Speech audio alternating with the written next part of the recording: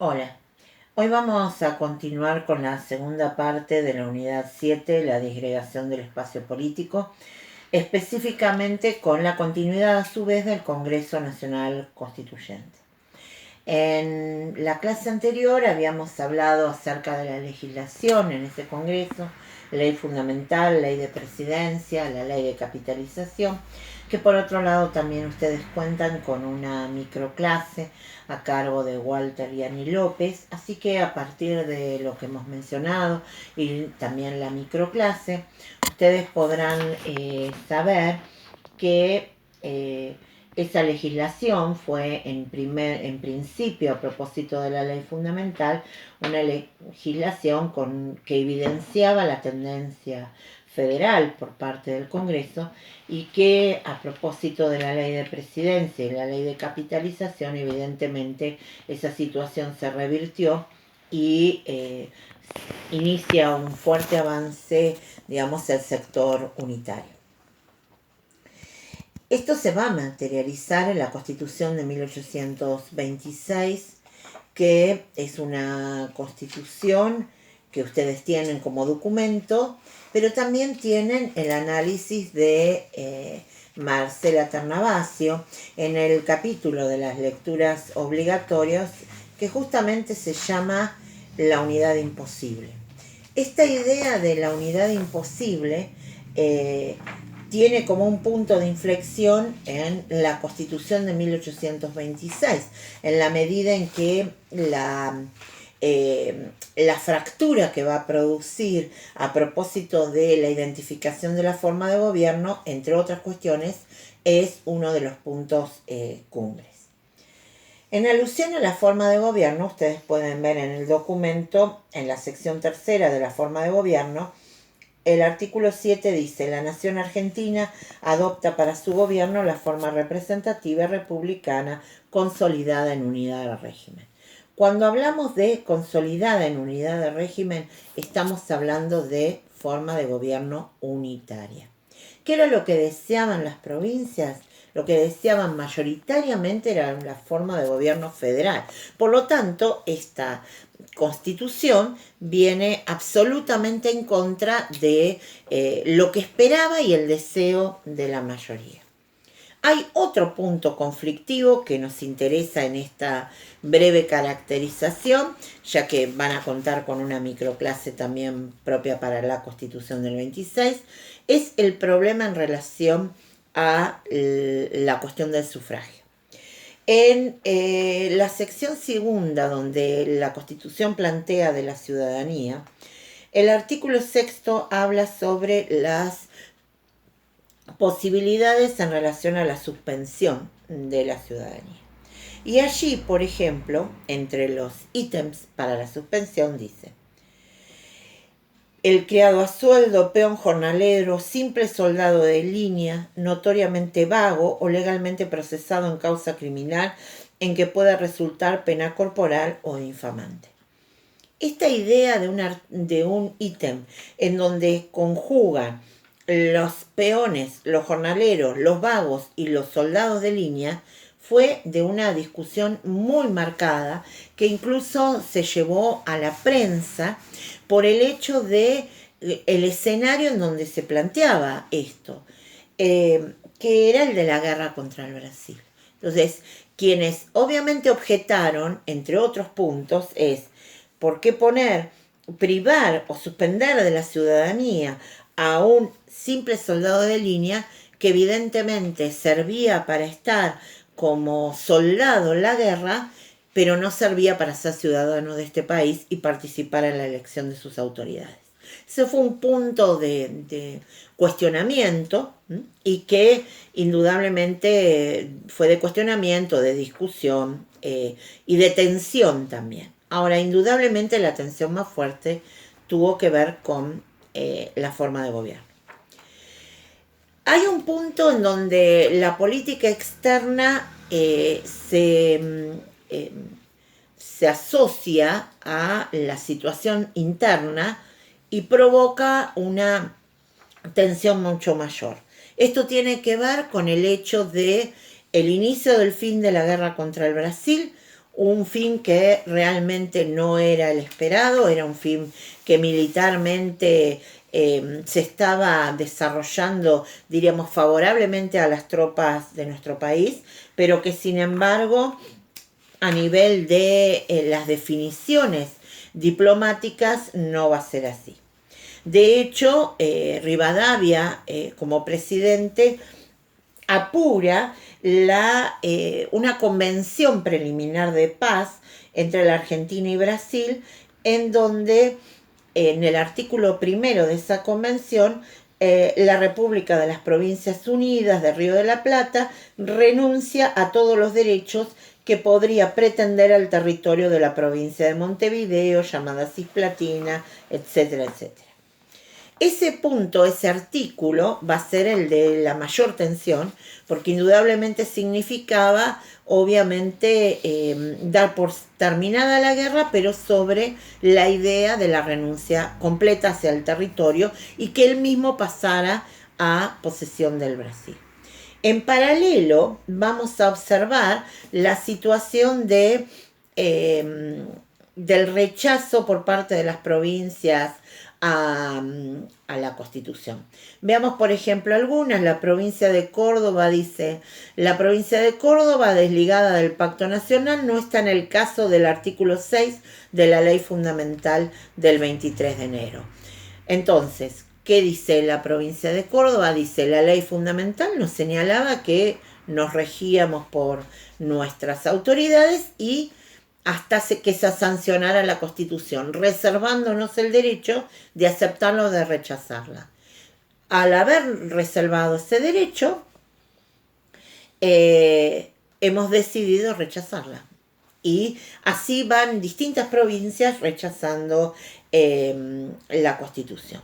Entonces, se conjura una fuerte situación de tensión entre un tratado preliminar de paz absolutamente fallido, rechazado por completo, incluso hasta el propio interior del Congreso, y una Constitución que viene siendo rechazada. El final del Congreso, junto con la presidencia de Rivadavia, va a ser absolutamente en paralelo. Y de hecho, el rechazo a la Constitución del 26 va a acelerar el hecho de poner punto final a un Congreso que había cumplido con el objetivo de redactar una Constitución, pero que la misma terminaba siendo rechazada. Sumado a eso, una situación todavía no definida en relación al Brasil, ya que tampoco se acepta el Tratado Preliminar de Paz. El Congreso se disuelve, Rivadavia presenta la renuncia y la provincia de Buenos Aires posteriormente va a volver a contar con autoridades. En este caso va a ser electo Manuel Dorrego y le va a corresponder a Dorrego llevar adelante el acuerdo final de paz con el Imperio del Brasil. Y en este caso, las características del tratado son diferentes. En el artículo 1 dice lo siguiente: el emperador del Brasil declara a la provincia de Montevideo, llamada Cisplatina, separada del territorio del Imperio del Brasil para que pueda constituirse en Estado libre e independiente de toda y cualquier nación, bajo la forma de gobierno que juzgare conveniente. El 2 dice: el gobierno de la República de las Provincias Unidas concuerda en declarar por su parte la independencia. Por lo tanto, a propósito de este tratado de paz, se logra la independencia de lo que hoy conocemos como la República Oriental del Uruguay, territorio que deja de pertenecer al Brasil y también a nosotros. La situación inmediata frente a ese final de la guerra fue el solicitar a todas las tropas y a todos los que habían participado en la guerra a regresar a nuestro territorio en forma inmediata, porque la guerra había concluido y el tratado de paz se había firmado. La vuelta es una cuestión compleja, porque en principio vuelven un ejército que no se siente perteneciente a una nación, sino que tiene un sentido de pertenencia a la autoridad que lo lleva adelante, a su general, digamos, y que además se siente muy mal por cómo ha terminado la guerra, cuando ellos consideraban que en términos militares se había avanzado y que se podía llegar a ganar, y que la definición diplomática los había corrido de esa victoria. Por ende, digamos, vamos a ver el accionar, y eso lo pueden seguir en el capítulo que he mencionado de Marcela Ternavasio en las lecturas obligatorias, que la vuelta va a tener como dos líderes militares fuertes cuyas tropas son las que han participado en la guerra contra el Brasil. Uno es Lavalle y el otro es el general Paz. Lavalle va a ir hacia Buenos Aires y el general Paz se va a ir hacia la provincia de Córdoba.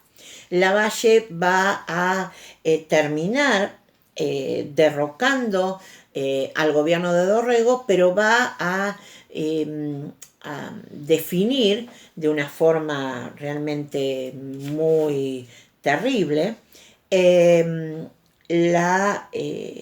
fusilamiento de Dorrego. O sea, el final del gobierno de Dorrego tiene que ver con la participación militar de Lavalle y con la definición de Lavalle de proceder a fusilarlo.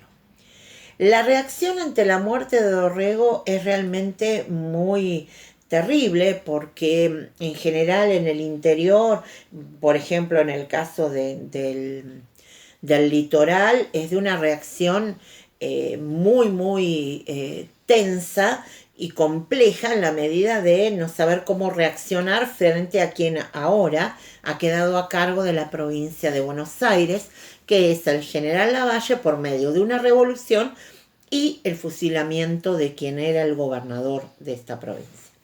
Mientras tanto, Paz, yendo hacia Córdoba, se derroca también a las autoridades cordobesas, se instala o hace base, digamos, en la provincia de Córdoba, y paulatinamente inicia un proceso de conquista y de incorporación a lo que denomina la Liga del Interior.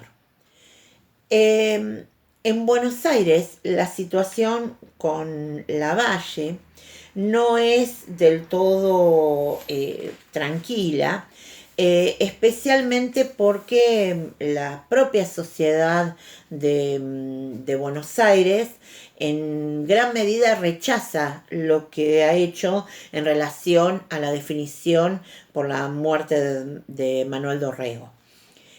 Una cuestión era derrocar al gobernador y otra era proceder a fusilarlo. La opción, digamos, del fusilamiento es algo que la sociedad porteña no aceptó mayoritariamente. Y por lo tanto, al propio Lavalle le empezó a resultar fuertemente, incluso le empezó a no interesar estar allí, se sentía como absolutamente desbordado. Y termina pactando en distintos acuerdos con quien es una de las figuras que está iniciando un crecimiento sostenido y quien va a ser la figura en las décadas siguientes, que es Juan Manuel de Rosas. El acuerdo, los pactos de Cañuelas y de Barracas son distintos a los pactos interprovinciales, por ejemplo, de Pilar, Venegas o Cuadrilátero.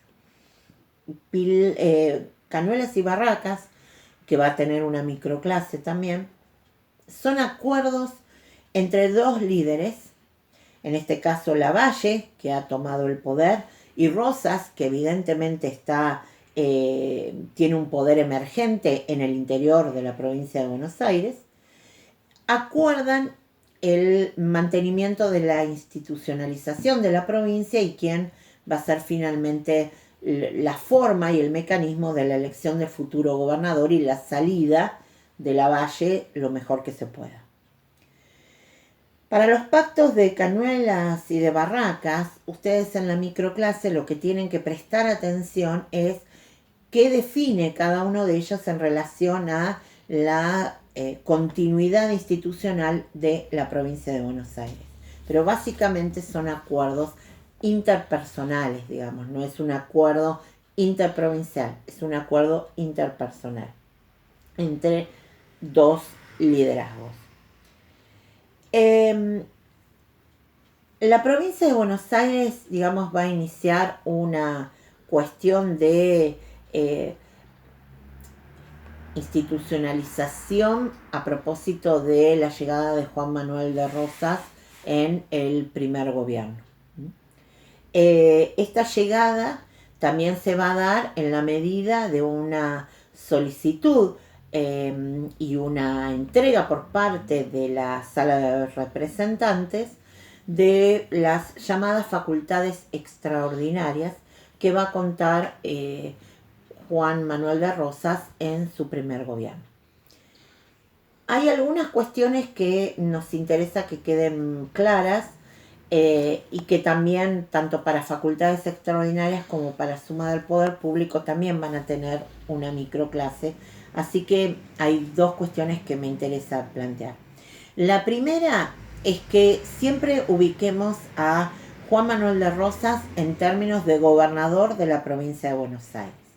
En el caso del primer gobierno, tienen que definir perfectamente las denominadas facultades extraordinarias, que tienen que ver específicamente con la posibilidad de tener competencias en el ámbito legislativo.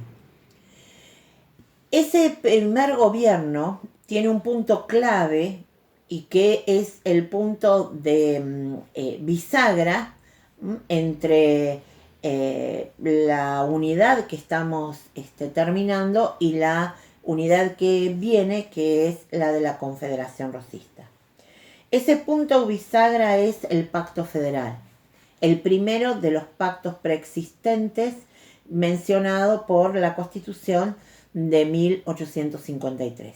Y ese pacto es el que por el cual vamos a empezar a ver la clase siguiente cuando demos cuenta del denominado régimen rosista. Muchas gracias.